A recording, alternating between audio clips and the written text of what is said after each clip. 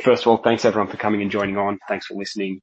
Uh, this is going to be the first of, I guess, a series of these where we're going to review all of the technical deep dives that come out on our LVF upgrade.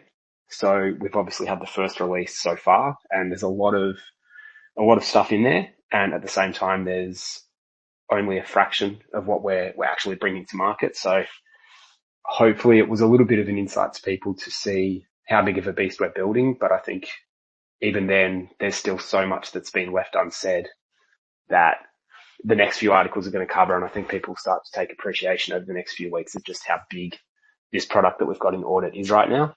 And then hopefully the implications of what that means. Timing wise, I think it's really great that we're pushing for something that's going to function a lot like a lending market, and liquidity market, while we've got products like Aave, performing really, really well with interest rates dropping and a lot of volume coming back on chain seeking sustainable and reliable yields. So I think we're positioned at a really, really good opportunity. So I guess best thing we can do is jump straight into everything that's in the article, unless Intern there's anything you wanted to preface the call with. No, I think that was a good intro. I'll just reiterate that, yeah, this is just a fraction of what we're building. We might give some hints as to what's coming next at the end of this call. But yeah, so basically this is the only part of what we've built that has been public knowledge up until now. Everything beyond this first article is going to be something new that we have never communicated before to the community. And I'm super excited for it. I think what we're building is really, really cool. So I'm very excited. I'm excited for this call, but especially more so for the future calls to explain some of the more secretive stuff that we've been building on. So yeah, this will be the first call of as Meta said, a series of calls. And I think it's probably also just worth mentioning, yeah, so the host is Meta World Peace.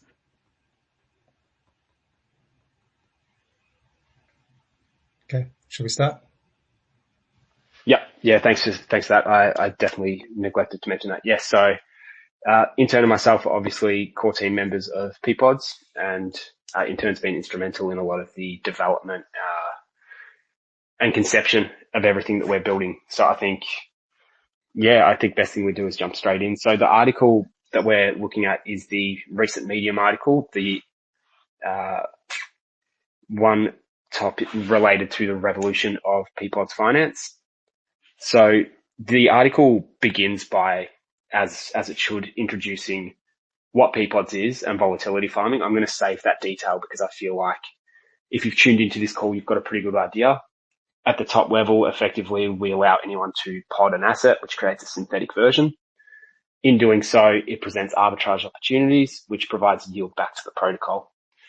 And then it goes on to explore how these different stages that we've taken so far have developed. So in our first iteration, we allowed people to create these podded assets, and all yield went directly back to the liquidity providers. So those being the ones that are actually making the podded asset liquid and tradable and allowing the arbitrage to occur. So this was great. The downside was that it meant that you needed to be willing to split your position in half in order to be able to provide liquidity to the pod. And that was obviously a little bit of a friction point. And what we thought it was, how can we find yield for single side users, which is where our Green Arrows update came in. So when we launched Green Arrows, what we did is we actually added a new feature called a P token burn. So what happens is a portion of the circulating podded asset is burnt, and that increases the amount of backing for every podded token and their claimable collateral when they unwrap. So this provided an opportunity for people to earn yield without having to split their exposure in half and without having to provide liquidity. So this was great, and it definitely added a layer of speculation to the protocol. But again, there was still something missing, which is how do we get people to engage more with providing liquidity? Because if there's no liquidity or not as much liquidity, then the protocol and the pod can't perform as efficiently and successfully as it should. Which brings us on to where we're headed to now. So the answer to this is leveraged volatility farming. And this is a really broad term for this update, but there's so many small pieces within this that all build onto something. And some of those are things that have not been seen in DeFi before, and some of those are actually mentioned within the article. So there's some really big innovation, as well as, like Intern that I mentioned before, some other stuff that's not in the article yet as well. So some of the benefits of leverage volatility farming are that users are able to farm yield with double the exposure, double the size collateral as what they had, meaning they actually only need to earn half the APR to earn the same return on their collateral. It unlocks some additional use cases for our protocol where users actually don't have to interact with pods. Users can deposit their single-sided stable assets, so they can deposit USDC or ETH or DAI or POM, and they can actually earn yield on that asset, paid in that asset, without having to directly interact with pods. So it brings us into being something that appeals to a more conservative yield farmer, which is something that can potentially unlock massive TVL for us. It puts us in the same conversation as something, I suppose, like an Aave, where you've got a lend and borrow market. Intern, anything you want to touch on from there first? Yeah, I'll just quickly go back to basically like the version 2 system, which was green arrows. So through that, which is obviously what we have live at the moment, through that we've really noticed that people really want to take that directional bet. They want to be just single side exposure to the P token. And, a lot of the TVL is just that single side wrapper. So, what really the purpose of LVF is to be able to create those two user groups to split people into, you're either taking a directional bet on the P token and its volatility, and you want to receive that volatility yield and maintain exposure, or the other people who, as Meta mentioned, are more conservative and basically just want to earn yield on their asset. So just supplying into a market with less risk on what the asset does. If the asset goes up or down, they don't really care. They're just going to get that stable yield. Whereas the people in the pod side, they're really betting on, the directional movement of that asset. They're obviously a holder and investor in that pod token. So they want that pod token to go up. But meanwhile, they also want that volatility that will drive yield back to them as a holder. So they basically get exposure plus yield and full yield. Actually, I shouldn't even say full yield. I should say double the yield, because as Meta mentioned, you also have double the exposure to the LP and its underlying yield. So, you've got exposure to the assets and 2 times its yield. Yeah. And another really good thing about what LVF unlocks is in separating these two user groups out, it actually provides some new revenue sources for the protocol, which will, as a result, flow down to P's token as well. So that's something that currently there isn't a revenue stream for the P's token. There is the burn, which obviously creates scarcity of supply, but there's not been a revenue stream as such until this update comes out. So there'll be revenue coming from both sources, from both the farmers of volatility and the stable yield farmers. And it's kind of a mutually beneficial scenario because you've got everyone coming in and everyone's earning at really competitive rates. So the article goes on and it starts to coin a term, soft leverage. And so this is used to describe the mechanism behind LVF. So Intern might be a better place to sort of explain this through a little bit more, but effectively the reason it's called soft leverage is because you're not actually borrowing one asset against a completely different asset. The position is actually borrowed against the liquidity position. So being that the liquidity position is 50% comprised of the borrowed asset, the implications of price movements, so that the risk of liquidations on this leverage is actually significantly dampened. The fact that it's also an LP position means that it's a lot more stable than a single asset. So it needs both of the tokens to move significantly for there to be a large reduction in the price of that. And again, because half of the position is comprised of the borrowed asset, anytime that position moves down, it moves down along with the debt as well. Intern, did you want to cover that a little bit more in depth? Yeah, no, I think you did a good job there. I mean, that's on the borrower side. So from a borrower's perspective, the benefit is that there's a much lower risk of liquidation.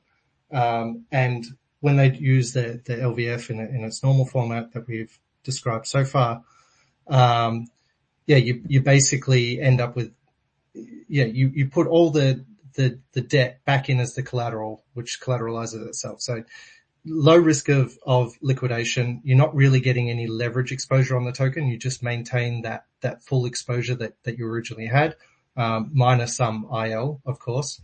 But what you do gain in sort of over and above that is this leveraged farming. So you get non-leveraged or soft leveraged exposure to the underlying token, to the P token, but you do get full 2 times leverage exposure to the yield. So it's, much more beneficial in that, from that point of view. So that's from the pod token or the borrower side, but from the lender side as well, this can lead to effectively like the lowest risk supplier yield that you can get in DeFi. We hope anyway. So, I mean, when you supply in DeFi, you're accepting some counter asset as collateral for your supply.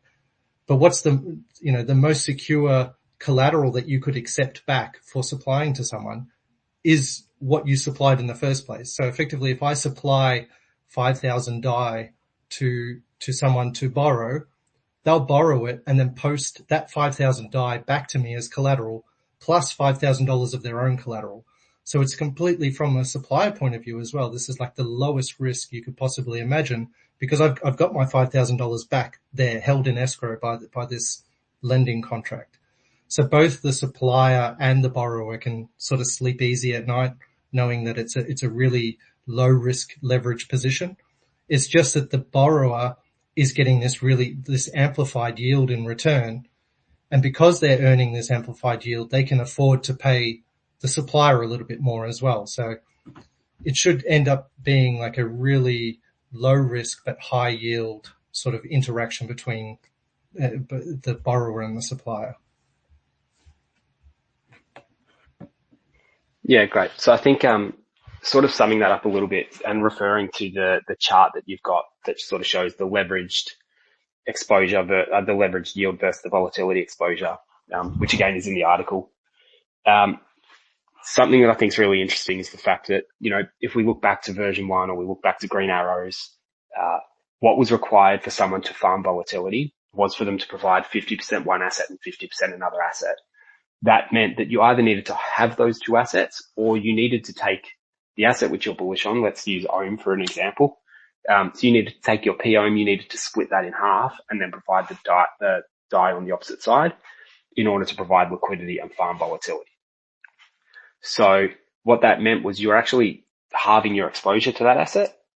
What happens now is with this protocol upgrade in leverage volatility farming is you actually supply 100% of your OHM that you had as POM and you can borrow the DAI that's equal to that. What that means is you keep the same exposure, full exposure to the price appreciation of the OHM asset, but at the same time, you're earning yield on twice the size of the position and you're able to provide liquidity. So it's makes it able to provide liquidity without reducing your exposure and it increases your yield by 100%. So it's a significant upgrade. I think, and I think it's one that needs to be, taken for what it is. It's something really new and innovative. But beyond that, there's another innovation that we spoke about just now that I guess we haven't labored on just how technical it was and how much more advanced it is than anything that we've really seen in the market. So the way that leverage volatility farming works and the way that these debt positions are created is the protocol actually uses flash loans to create the LP position to borrow against it before the LP position technically even exists. It all happens within the one transaction. So I think it's really important for us to realize that what we're doing is we have done something that no one else in DeFi has ever done before. It's something that we're testing rigorously, and it's why we've spent well and truly six figures on audits for this upgrade. It's something, it's a really, really big innovation within the space to be able to create something as technical as that. Anything you wanted to add on that, Intern, before we move on to the next bit? No, but just that, there's a diagram or a flowchart in the article that really explains exactly what's happening under the hood, how the flash loan works, how it's sort of providing it back as collateral as LP. And it's just sort of an interesting use case to go through. And then you can, on the diagram, we say sort of choose your farmer or choose your side. Are you the side that's supplying to that lending pair, or are you on the borrowing side that you'll end up with 2 times leverage volatility yield? It's an interesting concept to go through.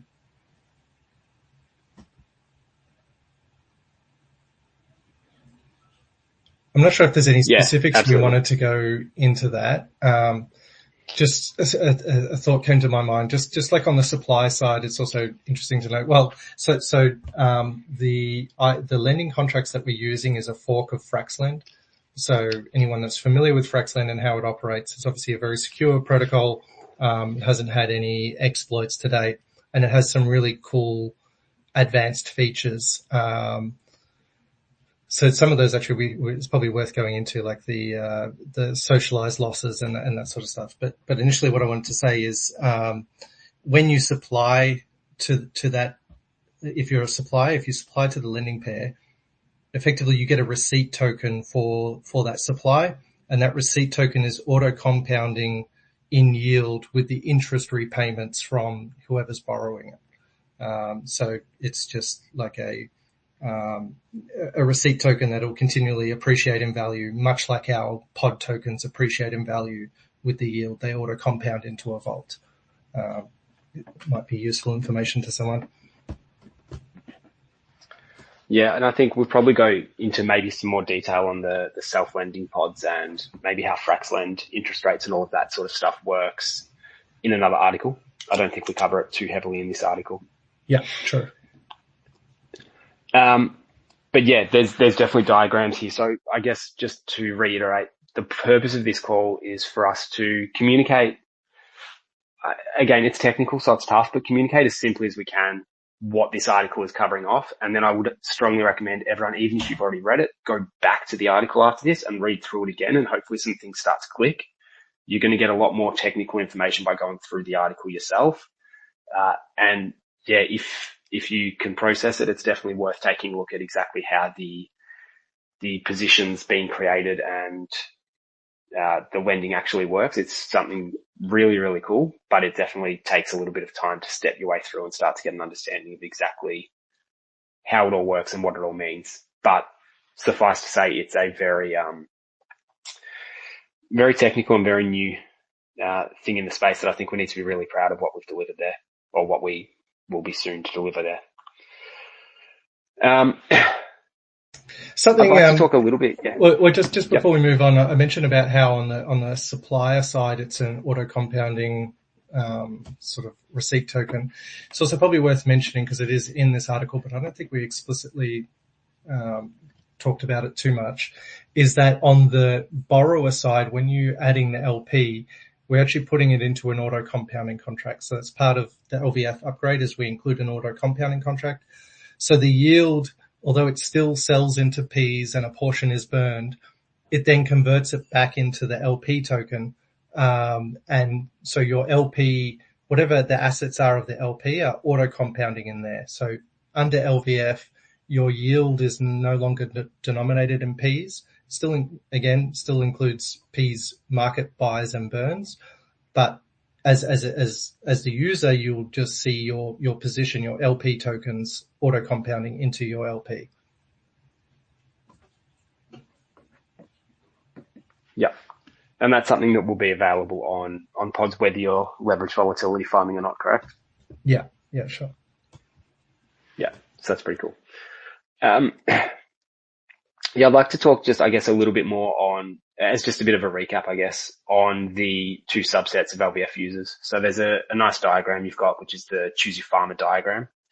And it sort of explains a little bit about, I guess, who each of these users are and what their mindset is. So looking at the stable yield farmer, who's the person that lends to the protocol. So effectively, they keep full exposure to the stable asset price movements. So they are not splitting their exposure or anything like that. So that means that they're bullish on the performance of the lent assets price action, or they're comfortable to supply something that they know is not going to move, for instance, a stable coin. So they're looking for a place to park significant amounts of money for a stable amount of yield. They're neutral on the performance of the podded asset, meaning that they actually don't mind whether the pod goes up or goes down because they're going to continue to accrue their interest rate regardless of what happens with the pod. Ideally, they probably want to see the pod performing well because that means that more people are going to continue to interact with the pod, which means there's more people borrowing, which means more revenue coming in for them. The reason why they're neutral is because they're not actually paid in the podded token. They're paid in the same asset they lend. So user comes along, deposits USDC, wants to earn yield. Based on the utilization, they're going to start to earn yield, and it's going to be set by a market rate based on where the price of the yield makes sense. And we'll go a little bit further into that in the next bit, but the price of the yield to make sense is effectively anything for the interest rate where it's equal to the APR. Users that are borrowing from LVF are actually going to be earning twice as much yield. Anything where it's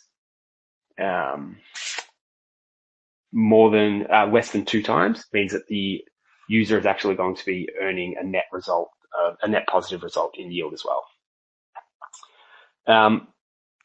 So the other user is the borrower of the paired asset. So these users, they keep full exposure to the pod token because they've not had to split their asset to provide it to LP.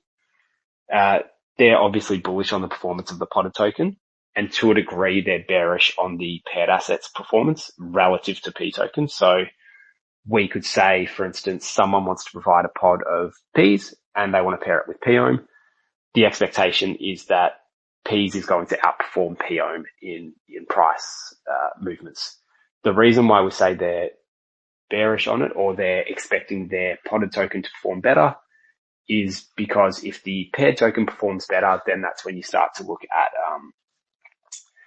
a liquidation. Effectively would be if the paired asset was to perform, and it would need to perform significantly higher, but that's where you start to look at some of those losses that might occur. They obviously are bullish on the scope of volatility of the asset that they're podding, as well as the volatility of the asset that they're borrowing relative to one another. And they're obviously seeking to have leverage exposure to this volatility farming yield, meaning that they want to receive as much yield as they can without having to sacrifice the exposure of their main token. Intern, anything you'd like to add to that, or I guess clarify? No, I think that's good. The only one would be the bearish to / neutral of the paired token.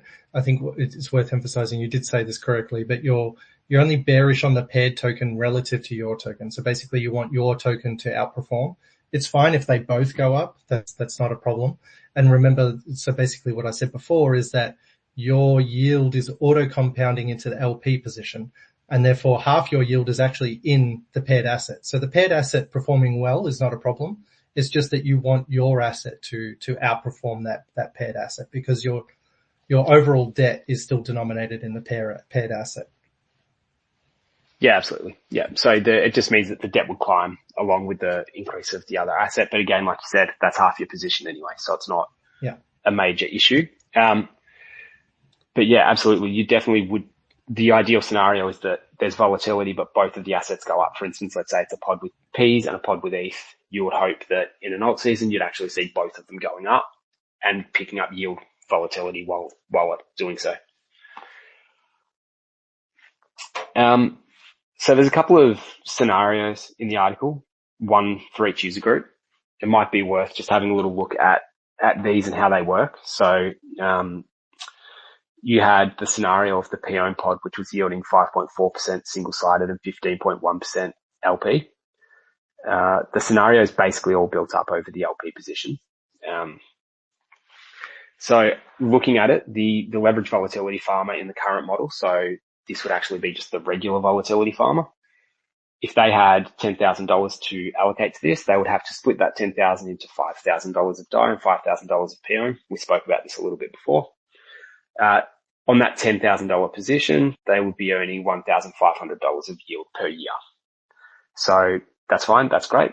In the LVF model, the user would actually deposit $10,000 of PO and they would borrow $10,000 of DI. This would earn them 15.1% on $20,000 position because you've actually borrowed the other half of the position, which doubles your yield. So the yield paid out would be $3,020 per year. The same capital outlay though, it's still only $10,000 that's being provided, but you're earning twice as much yield back. So this takes it from being effectively a 15.1% LP APR to, even though the APR that would be advertised for the pod is 15.1, it would actually be a 30.2% APR for that position because your outlay and your exposure was only $10,000. So it does double. The one part is obviously the DI that you borrow would accrue an interest rate. So if we assume that the interest rate was, let's say, 10%, then the APR would come down to 20.2%, which would be a 5% increase, whilst also not having to reduce your exposure to your main asset. So it just shows you that even with a relatively high borrowing APR, and with working and existing pods in the protocol, that LVF is going to be able to provide quite easily greater yields than the current model. On top of that, it also is worth mentioning that the more people that are interacting with this, the deeper the pods get, and the deeper the pods get, the more volatility and the more volume we expect to go through them. We will touch in other articles a little more on some of the liquidity market perspectives that we've got on this and some of the integrations we've got coming that will actually enable a lot more volume to run through the pods beyond just having ARB bots settling the price back to where it should be, because there's definitely a much more higher amount of volume that we can expect to see running through pods, which obviously drives more revenue, which will again be something that comes back to the Ps as well. The other user obviously is the stable yield farmer, who in the current model actually has no way to interact with the protocol. However, now they're able to deposit $10,000 of DI and they're able to earn their 10%. So they earn $1,000 of interest a year, paid in their same asset. And in terms of the risk appetite of these users, we actually expect to be able to appeal to conservative users because of a number of things that we'll have in place. So users can either provide to a specific pod, or they can provide to a centralized pool, which is something we'll touch on more in further articles. But the liquidity thresholds that we'll be setting will be quite comfortable to allow enough room for the liquidation. But again, the collateral is in the LP position, and half of that position which needs to be liquidated is already in the token that's been lent out. So the user will actually be able to have minimal risk as a lender, probably lower than, I guess, effectively any other market. So like Intern touched on, we ideally should be able to approach ourselves as being the safest liquidity source, safest yield source for stables in the market with this update. Anything you want to add on that? Well, I mean, it's pretty amazing. Imagine earning 10% yield on your DI, and the collateral for earning that 10% is DI itself, like that you got received back as the collateral. So, and 10% is massive. And now that we see like the Fed reducing interest rates, you're seeing TradFi yields come down. I really think we get another DeFi season in that case, that, that capital looking for yield comes back on chain looking for yield. If someone can earn 10% like that's massive, especially once bonds come down to, let's say, 3%. there's a massive sort of upside for people bringing liquidity on chain. And if we can do that in a really high APY but low risk method, we should easily be able to attract a lot of capital in that point. And the same too on the other side. Like if you look at how, let's say, Ohm in this case has outperformed DAI or USDC, it's gone up like 20% in the last couple of months. So not having to split exposure is a massive upside for those people on the other side of the trade. So now that they could keep all their capital in Ohm and get all that upside while earning double the amount of yield that they would have in the current system, like it's a massive win for them as well. So we can really appeal to these two different types of users, the much more conservative types that just want to earn that stable yield, and then the other people that have an asset they're really bullish on and want to hold that asset, but also want to earn yield on top of that asset, this perpetual, inexhaustible yield source of volatility farming. Yeah, we by splitting these two users, we drastically increase our product market fit, that we can, really expand the amount of users that are happy to come onto the platform and take one of those two paths. Absolutely. And there's further users as well, which we've alluded to, being protocols that might want to be those lenders and might want to be those borrowers for various reasons, which again, we'll go further into in further articles. But I think another thing that's worth mentioning is, 10%, like you said, that's a really high yield to be paid in the same stable. So a lot of yields that we saw within the liquidity mining periods was boosted by emission tokens. And a lot of the time, the yield that users actually received was significantly less than what was advertised, because by the time they actually claimed their boosted rewards, the price had been dumped and sold off, and it was no longer worth what it was meant to be worth. So this makes it, one, sustainable, but two, obviously 10% being a high number, that is a high number, but it will be driven by what makes logical sense for users to continue to make profit within the protocol. It is an arbitrary number, but as we saw in the example I used above, even with an interest rate as high as 10%, on a pod that's yielding only 15% on the LP, it's still a 5% net better result for the user who's actually participating within the pod as well. So even with a high interest rate to the lenders, there's still a net benefit to the borrowers as well. So it actually, both things can coexist.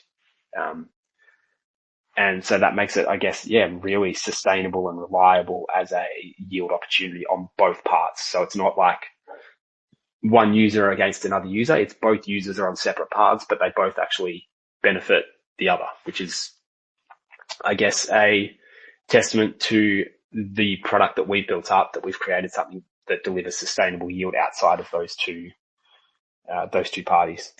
And the other point you did mention before, the more people that then join the pod and add liquidity, the greater the depth of arbitrage that occurs. So actually the greater the yield for everyone.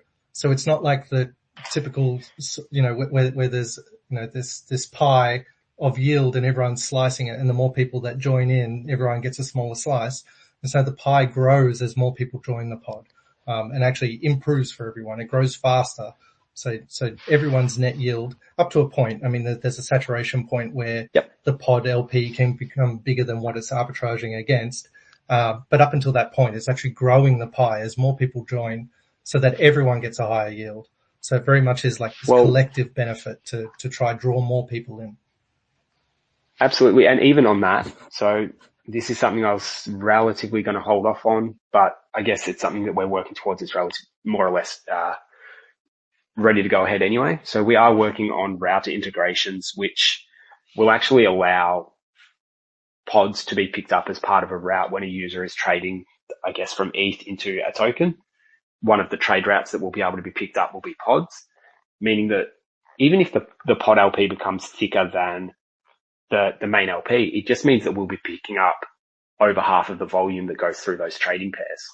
So the net benefit of that is that protocols can come in, they can borrow against their own native token to provide liquidity without having to be strapped for stables that, can then be used on other overheads and other things within their protocol.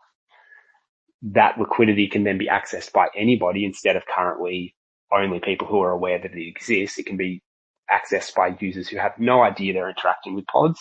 They're just getting the most efficient route to get back to their token. They get a better net result. Pods get revenue, and the protocol has less slippage on their token, which is great for them as well. And ideally their yield is actually paying down their debt anyway. So they're doing that at no cost, as opposed to where you have current liquidity markets where you're either paying bribes or you're emitting tokens to bolster up liquidity providers. You're actually getting potentially free, potentially yielding liquidity that can be accessible by anyone, all by using LVF. So it's another situation where, again, the interest rates could go higher for borrowing, because in that instance, the protocol actually doesn't need to make revenue. It just needs to spend less than it would have to provide liquidity. So there's a whole bunch of stuff that can occur in that space. And I think that that's going to be something really interesting. It could be a driver of a big source of volume and of revenue for the protocol. And again, flowing back down to the Peas token, which we'll cover off in maybe the next article or the one after that. Yeah, I don't think it's going to be the next article. It might be the one after that. The next article is something that's like very much, I feel it like as it was the next evolution of LVF. And I think I'll give a little bit of a primer into the problem statement that sort of pushed us down that path. And this is a problem that like is across the whole entire DeFi, especially with isolated lending pairs, which is what we're implementing. And yeah, so everyone faces the same problems. I guess the standard solution has just been to throw Ponzi emissions at pairs. So the problem is when you do isolated lending markets, for each new lending market that you set up, it can't access any of the existing capital within the platform. So you have this liquidity fragmentation that necessarily occurs because you want to isolate the risk of especially because we're a permissionless protocol. Anyone can create a new pod. So the idea is, yeah, you create a pod, you can earn yield on that pod, you can borrow against it, you can get this leveraged yield. But how do you find the counterparty? So someone sets up a new pod and they only have the P token, they only have the pod token, they want to borrow the counter asset, but there's no one there to supply to that pod as soon as they set it up. So how do you create that market? And a supplier on the other side looking, they just see a pod got created. It's got no liquidity in it. They don't know that anyone wants to use that pod. It just looks dead. And because there's no one borrowing, there's no established market, there's no interest rate for me to supply to that pod. So I'm not going to supply to that pod. I'm going to supply to one of the existing markets where I know, okay, I'm earning 10% APR if I supply to this market. So the issue becomes, and this again is across the whole of DeFi, everyone's moving towards these isolated risk markets. But how do you create that market where you've got borrowers there that are creating yield for suppliers, but there's no supply there to start, and no one wants to be the first to supply because they're earning 0% APR. So that's the problem statement that we sort of came across. Well, that, you know, we're completely permissionless. We're probably going to be, as far as I'm aware, that like the first permissionless lending protocol. But how to establish these new markets? Because, you know, we could end up with hundreds of pods and you get hundreds of liquidity fragmentation and yeah. So I guess I'm not going to go into the solution that we came up with, but we've come up with two different solutions play a role in this. The next article will focus on the first solution, which is effectively, it's a massive, I think, game changer or innovation here, that you can set up a new pod and effectively borrow an infinite amount of capital that doesn't yet exist to create the pod. And it sounds like a total Ponzi when I say it like that. But it's a super exciting innovation, and it basically establishes the market and creates this like proof of demand for the pod, that'll then enable suppliers to then come in and supply to that asset. But even before there's a supplier, you can create the pod and you can effectively borrow and I don't want to give it away, but it's a really exciting innovation that you can establish the market, and you can start earning yield straight away, and you've got that leveraged exposure straight away, and you don't need anyone else as a counterparty. So I'll leave it a bit like that as a bit of a tidbit into what's coming in the second article. But it's a really exciting innovation that completely overcomes the standard, this chicken and egg supplier issue of how do you attract suppliers when you don't already have borrowers? And again, this is something that all lending pairs have, like lending protocols. And their solution is, well, every time we have a new lending pair, let's just throw emissions at it until someone comes and supplies. So effectively, we subsidize them coming into the pod by diluting our native token. Well, Peapods, we don't have that option because we're fully diluted from launch. We don't have any emissions, and we're not going to just be throwing revenue at every new pod to create them. We want everything to be self-incentivized and basically standing on its own and completely sustainable. So that's the ethos of Peapods, and through that to achieve that goal, we have to do these innovations. Now, as a little maybe hint for anyone that's sort of thinking about how we could have possibly achieved this, I'll give a hint that the APUSD, so our solution with Silo and the lending pair there, that's actually been acting as a proof of concept for this second feature of LVF that we haven't yet disclosed. So it's already in product and working and proving itself, the underlying concept.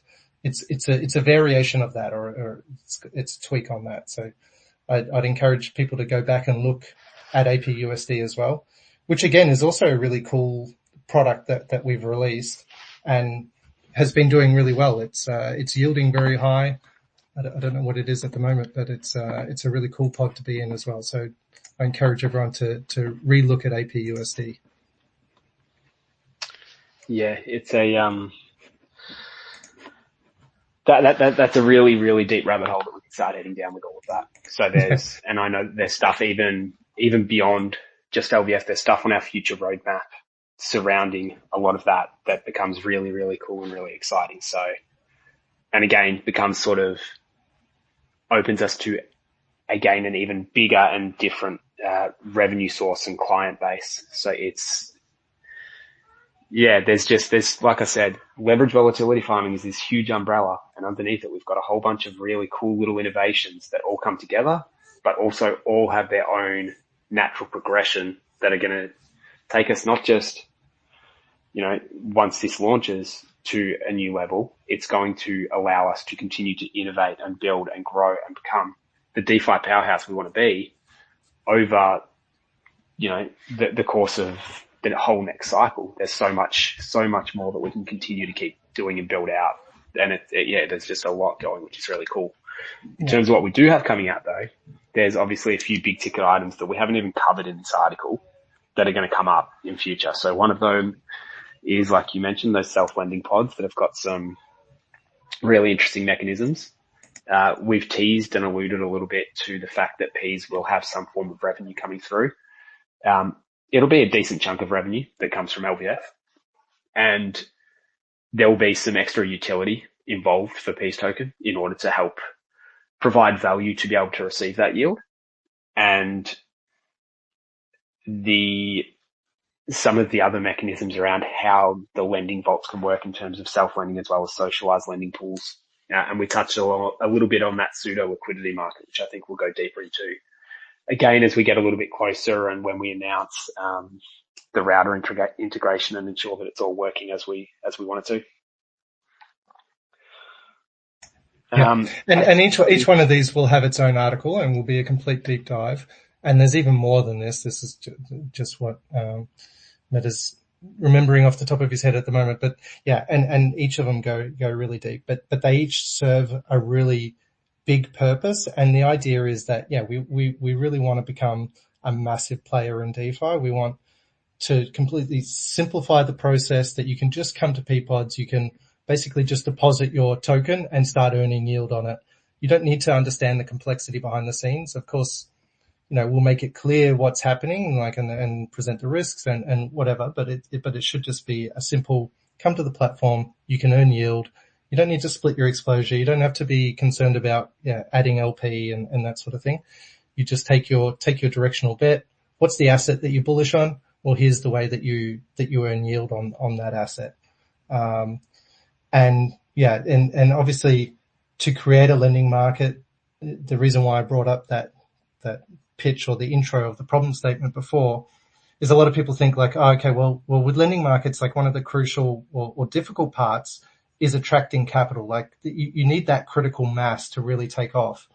And really what I was trying to allude to is with that innovation, we completely overcome that hurdle that we don't need critical mass. We don't need the suppliers to step in first. Effectively, people just using the protocol, it self-incentivizes and self-grows. So it really eliminates that barrier to growth that basically every other lending protocol has. So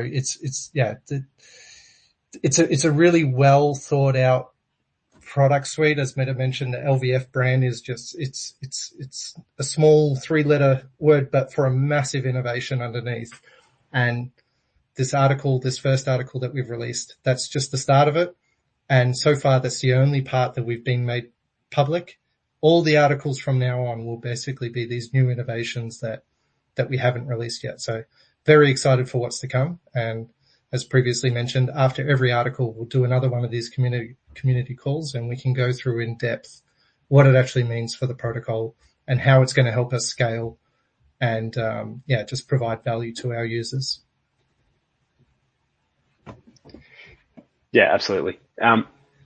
Just before I start talking, I want to invite anyone that's got any questions or feels like they have something they want to say or anything at all, feel free to request and we'll bring you guys up to ask some questions on the end of this.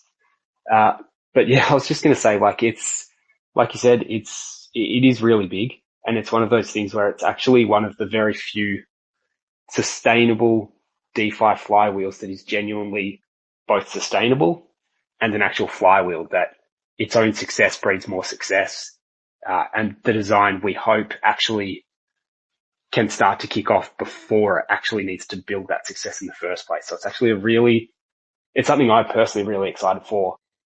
And obviously I'm biased, but I look around at DeFi and there are very, very few things that I'm seeing at the moment that actually get me excited. Obviously some of the protocols that, we're close with, like watching how RBS and bonds and everything are working with Ohm, watching how they have their leverage buybacks and all that sort of stuff. That's really exciting. Beyond that and beyond what we're building, I'm not seeing a lot of things that are really drawing my attention. And I'm really excited to see what we're building. And I think a lot of it is a result of knowing what we're working on and just feeling like it genuinely is just the most exciting thing in the space right now. And there's a lot of exciting stuff coming when even as one of the people who is obviously closest and most actively working on this protocol can't even reel off everything that's coming up, everything that's involved in the update. So that tells you there's a lot of really cool, really exciting stuff that we've got coming through. Did anyone raise their hand to come up and ask a question or anything? Nothing so far, but again, guys, don't be afraid to jump in and ask. I've seen there's a couple of comments saying no audio. I'm not sure if, even if you're not jumping onto request, can someone just throw a thumbs up and make sure that you guys can in fact hear us? Yep, perfect. Thanks, Deez. Look, otherwise it's been good to go through the article a little bit and just put into words a little bit about it and try to simplify it. Like I said, halfway through, I would definitely recommend those of you who have already read it, go back and have another read now with it spoken through. Maybe some of the things make sense. If there's stuff that still sort of is sitting there and you can't fully digest it, or you're not sure if it makes sense, or you think we haven't worded it in the best way possible, feel free to jump into the Telegram. Let us know, ask questions, communicate, provide your own thoughts. We'd love to hear it. We'd love to see where you guys think this might be headed. As always, community is one of the biggest things to our protocol. Safety of the product and community have always been two things we've held at the forefront, along with obviously sustainability. But we definitely would love to hear feedback and input from you guys as much as we can. I've got Gator wants to jump on, so I'm going to bring you on.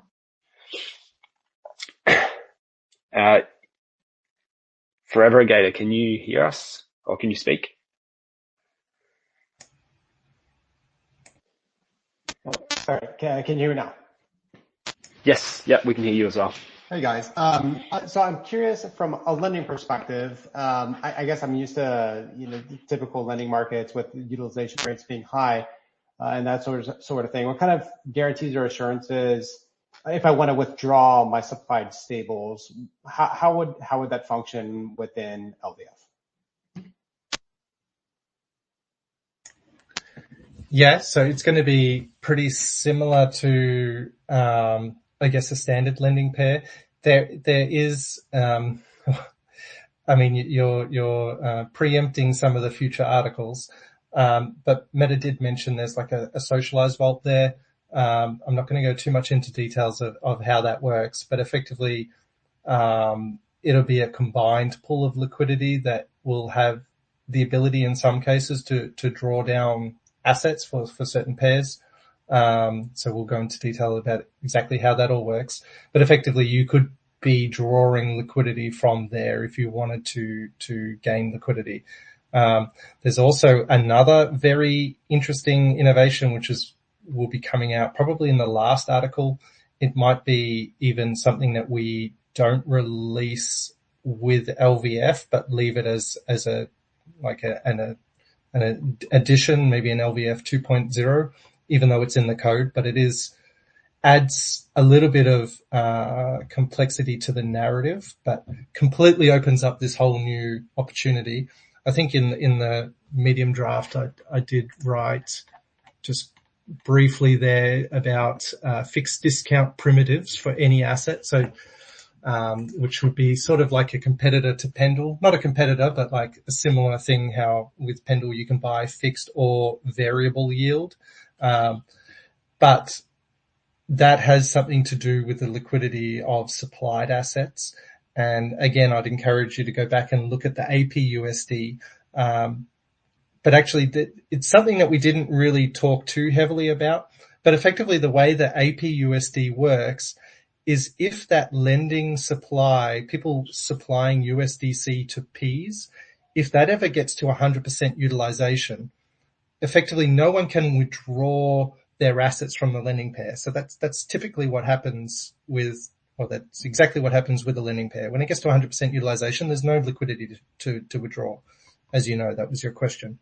But what happens with APUSD, if you have supplied to there, and you don't want to supply anymore, but it's at 100% utilization, you can't withdraw from the pair, but what you can do is you can sell your APUSD. So you have permanent liquidity even when APUSD, or even when the utilization of that pair is at 100%. So that is something that will be coming as part of LVF, effectively providing permanent liquidity even at 100% utilization. And it'll become clear why that's an important part of the story. Maybe with this next article, it'll open up reasons why we will be heavily pushing that agenda. But that again is another innovation that Peapods and our model is going to provide, in that, there's no other lending pair or protocol that when it's at 100% utilization, you're just stuck. There's nothing you can do. All that happens is the interest rate increases and you just hope that someone repays. And if things are going sour for the asset, then no one repays and you basically, you lost all your capital. That won't happen with Peapods. There's always going to be that liquidity there. And that's just an extra safety factor for people that are supplying assets to Peapods. Not only are you receiving your own collateral back, or your own, whatever you supplied, receiving that back as collateral, always then you also have this other added benefit of this permanent liquidity to be able to exit your position, even when it's at 100% utilization.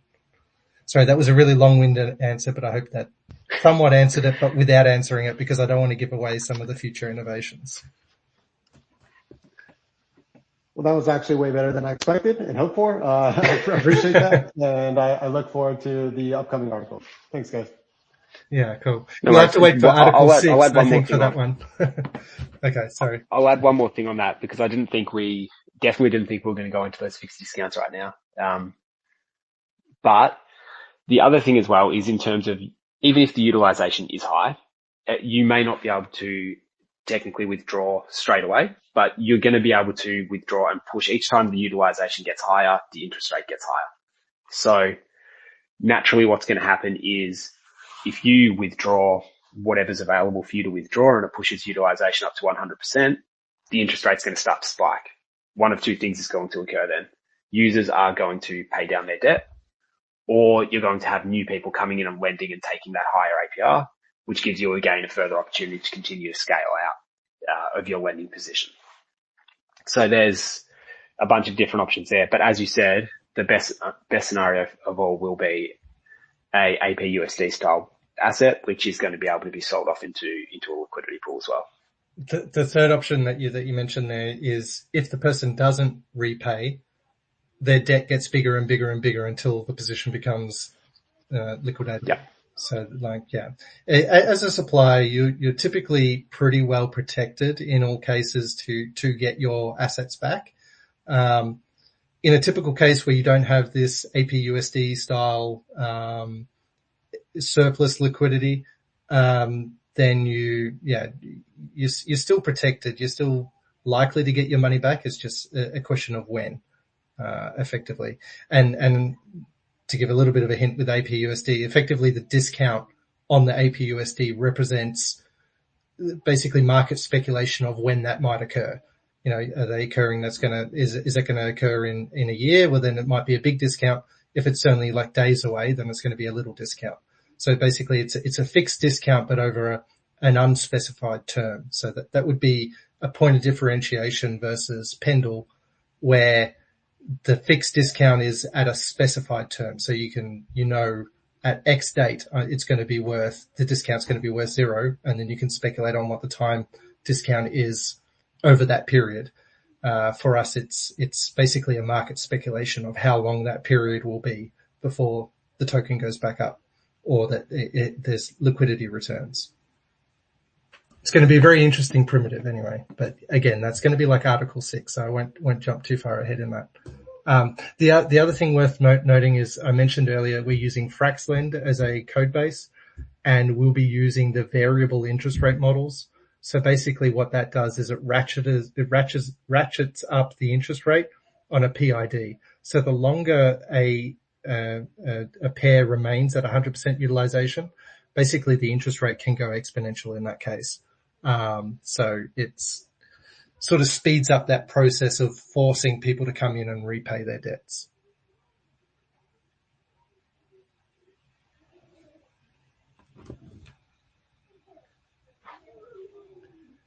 Cool. That was a good question. If there's anyone else that wants to jump up, feel free to request, and we can answer any questions you guys have got today. Otherwise, we can always, again, answer any questions or any feedback or any speculation you guys have got within Telegram as well. So always happy to communicate with you guys as much as you want. And so no one else had any questions? No one's requested at this stage, so. Okay. The final thing I'll do before we log off, someone had asked a question in the chat yesterday about how the audits are going. I got our lead dev to give an update overnight, and he's basically saying, yep, it's all going really well. So far, there's not really been any super critical issues, but there's not like so few issues that it seems suspicious that they're not doing anything. So it's good that they're picking up lots of stuff, but nothing that's like really critical or show-stopping. He's already been rectifying a lot of those. Said there's maybe 1 or 2 issues so far where there's no explicit recommendation of how to fix it, so he's just working on his own solutions in that case. But otherwise, yeah, the audit process is going really well. As mentioned, there's 2 groups of auditors now working on it. So Guardian, which in itself has two It's separate groups. two groups from two different, yeah. Yeah, so two groups in Guardian, and is it two groups in Y audit or just multiple auditors in? I think it's multiple engineers, but it's the one team, from my understanding. Yeah, cool. So everything's going well there. So we're very excited about that, and they're about to start fuzz testing as well, which is basically just throw all these different edge cases at the protocol in an automated script and see if you can make it break. So yeah, they're being very thorough, and yeah, we're very excited to have this process complete as soon as possible. Cool. I've got Palace requesting to jump on as well now, so I'm just going to enable him. And sure. When you are able to speak, Palace, jump on, and love to hear what you got to say.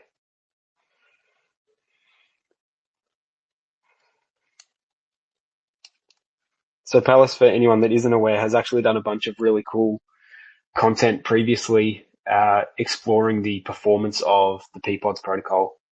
Some really cool articles about the burn rate and the revenue rate and all that sort of stuff. And I think it'll be really interesting to see what sort of scope you bring on the LVF perspective as well. Yeah, I apologize because I wanted to catch this space, but I actually missed most of it. I just dropped in the last couple of minutes. So I haven't heard what you guys have covered. But I did hear you talking about, you said the words new primitive. And so I just wanted to ask, is there something about this LVF which is novel in the blockchain world at the primitive level? And when I say that, I mean like it's not just a new implementation, but it's actually like something completely new at the primitive level. Again, you're going to try get me into Article 6. This was meant to come much after, like, all the other stuff. In terms of, like, there is going to be so much that's novel with LVF. One of the things that we've mentioned a few times now. So this article, this first article that we've released is going to be one of, like, a series of different articles. The first article talks about LVF in its form that has been public so far. Everything after this first article is going to be something that's completely new that none of our community doesn't know about, that we haven't really been hinting about up until maybe a few hints throughout this call.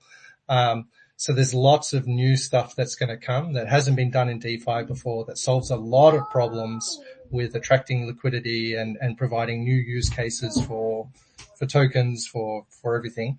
But to specifically answer your question about a new primitive, I believe that it will be a new primitive. So to give just like a high level, again, I don't want to explicitly say exactly what it is or how it's operating, but very similar to how APUSD works. I mentioned that's a hint of what this later article's going to be, where after you supply to the silo lending pair as P's as collateral, you can be a supplier to that.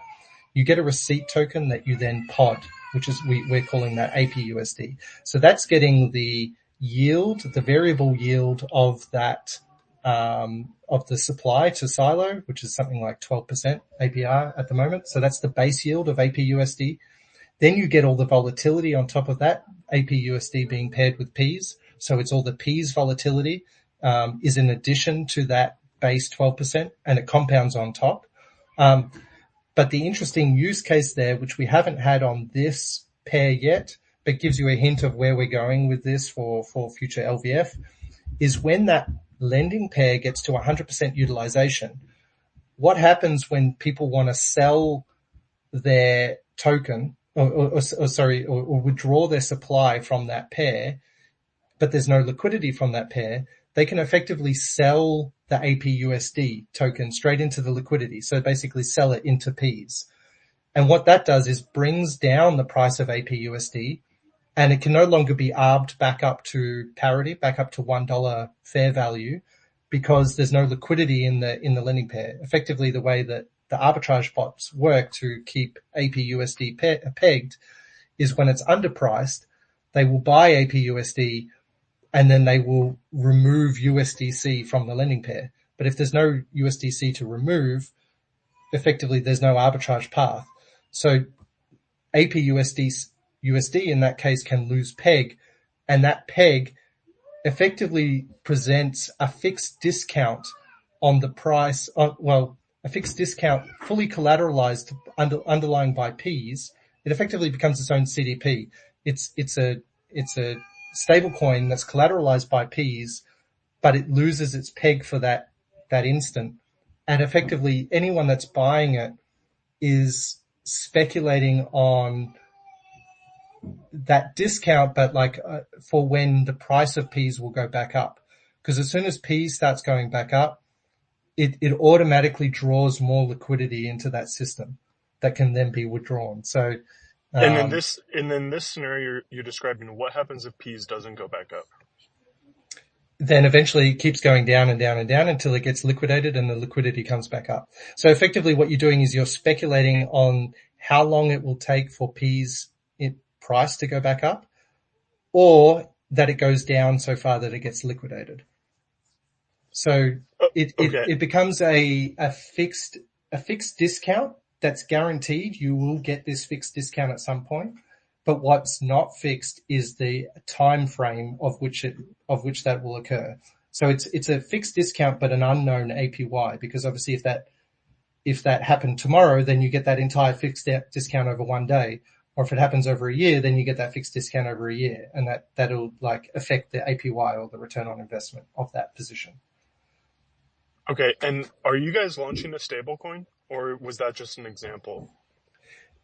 That's an example, but effectively that could be a native option on every token. So basically it opens up on every single pod token a fixed discount primitive that people can speculate on, not on the price of the asset, but on whether or not the asset will go up or down in price. And okay, got it. So not a stablecoin, but something in relation to the underlying collateral. Yes, and that's why I'm calling it a new primitive, because as far as I'm aware, that sort of doesn't exist, where you can basically just get a directional exposure to an asset, but without price exposure. Got it. As I mentioned, it's a quite an advanced concept, and this, even though it's in the code currently as part of LVF, we probably won't release it until an LVF 2.0, which will include this new primitive type and new sort of thing, because it is such a massive narrative that we need to build around it, that's almost harder than the technical complexity of implementing it, is this narrative. And we don't want to confuse the narrative around LVF. So LVF as a narrative is you can just have single site exposure to whatever token it is, you deposit it on our platform, and you get this boosted yield. You get 2 times the yield of what you did previously, and you don't need to split your exposure. So that's the core concept behind LVF that we'll be releasing in the first instance. So it's basically a method of coming in and earning yield. There are going to be already some more advanced concepts on top of that, which again is going to come out in the next assets, stuff like auto redraw facilities and stuff on tokens. It's already going to have a lot of features in there that are completely new and require a lot of narrative building. But after that, after the dust has settled, we'll come out with this second thing, which is going to be this fixed discount primitive. I'm super excited about that as well, but it's only because we've been on this journey for 6 months. It's already in our heads, and it seems it's the natural progression. But because everything beyond this first article is already going to be new for the community, we can't just dump so much information on everyone at once. It has to be, we have to sort of release it in stages and bring the community along with this progression that we've had internally. Yeah, this is incredibly complex. How often are you guys going to run these calls, these spaces? So it's going to be after every single article. So hopefully the next article can come out sometime next week. And then we'll do another one of these calls as well. Okay. So each article is going to be, quite a complex, game-changing solution and thing that we're going to release, something that has never been done before. So it requires a lot of talking about it, a massive article explaining it in detail, and then we'll talk about it on the call. But as complex as these things are under the hood, like with LVF, rest assured that when it comes into the UI, it's going to be as simplified as possible. So we'll have all the technical details there in the medium. So everyone can learn exactly how it operates if they want to, or they can just come onto the website and it's just like deposit your asset, earn 30% APY. Like we're going to simplify it as much as possible on the UI for the user experience. But yeah, the technical complexity behind it and the reason behind some of the decisions is what we'll be explaining. And it all, obviously we're not adding complexity and doing new things just for doing them, for the sake of doing them. It's always because it reduces some barrier for us to grow. Like the second article, you'll have to go back and listen to what we've said so far. But it's basically eliminating the friction point about how do you create new markets from scratch? How do you attract the capital in the first place? Like the second innovation that we'll be talking about next week it just completely overcomes that. It eliminates that barrier to scalability for us, that we can just instantly scale without having to first, go find whales and get them to bring capital to the platform. So there's always a reason behind every innovation that we're going to release.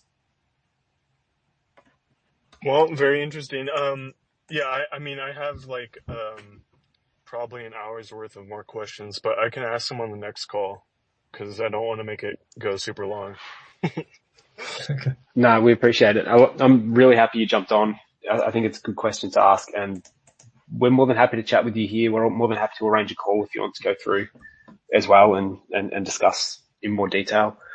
I just say, if you had a question specifically about, I don't know if you read the article, but specifically about LVF, not about future potential speculation, then we could address that now. I'll go. I haven't read it, so I'll go read that, and I'll read the next one you drop, and then we can go back and forth on the next spaces. But okay. I have a bunch of questions, like on what we're expecting the interest rates to be, and how this is going to work for the lenders, basically, if it's going to be a viable strategy that's going to attract the liquidity. It sounds like you have some interesting innovation with the next article or something. Yeah, but I can read up and we could do it next spaces. Yeah, cool. Yeah, I'd recommend to listen to this call and read the article. That should be good. Yeah. Cool. Yeah, we touched on a bit of that earlier in the call. So listening back, we'll maybe give you some answers as well. Okay. But yes, going back to your very first initial question. Yeah, there's some new primitive level stuff going on. There's also a lot of novel mechanism stuff going on where we're delivering things that currently exist either within our protocol or within DeFi, but we're doing them in a whole new way that other people aren't doing, have never done, and potentially have never thought of. And that's including things that are currently in the protocol and things that aren't in the protocol yet, but will come out in future articles. Like there's some really, really cool new things that we've got coming through. So stay tuned, basically. We've been building for 6 to 9 months, so it's well, yeah. It's like giving birth to a baby. It's been 9 months now that we've been working on the next thing after Green Arrow. Yeah. We've been around, we've been building Peapods for over 12 months now. We just haven't been live for 12 months. Yeah. So pretty cool. All right. Shall we end it there then? Unless there was any other speakers? No, there's been no other requests, and I think it's definitely been a nice long call. So if anyone's got any more questions, feel free to jump into the Telegram, throw out questions. Again, even if you just read through the article and you have thoughts, ideas, speculation, love to hear any input you guys have got at all. Always happy to engage with you all. Awesome. And again, thanks everyone for jumping on and coming on. We really appreciate, and to the couple of you that jumped on to speak as well. We really value that too. I'm surprised Forever Regatta didn't say it's one day closer to LVF, guys, because it is. All right. Yeah. All right. Thanks everyone. Thanks for your time, and we'll catch up soon. See you, everyone.